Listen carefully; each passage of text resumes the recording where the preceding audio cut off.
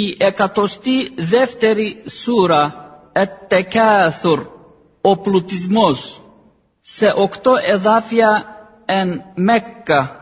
Bismillahirrahmanirrahim. Στο όνομα του Allah, του Παντελεήμονα, του Πολυεύσπλαχνου. Alhaakumut takathur.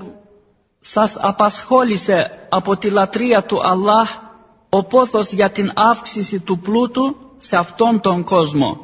Hatta zurtumul maqabir. Μέχρις ότου επισκεφθείτε τα νεκροταφεία.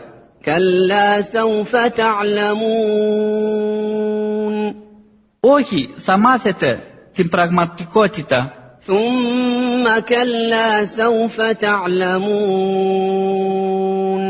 Έπειτα πάλι σύντομα θα μάθετε τις συνέπειες.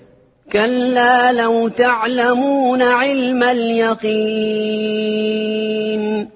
Αλίμονο αν γνωρίζατε με προσωπική βεβαιότητα την αλήθεια. لَتَرَوُنَّ الْجَحِيمَ. Σίγουρα θα αντικρίζατε τη φωτιά της κόλασης.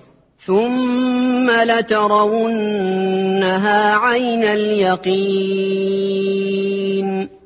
Έπειτα πάλι θα τη βλέπατε με τα ίδια σας τα μάτια. ثُمَّ لَتُسْأَلُنَّ يَوْمَئِذٍ عَنِ النَّعِيمِ. Και έπειτα είναι που θα ρωτηθείτε κατά τη μέρα αυτή για τις τέρψεις που απολαμβάνετε.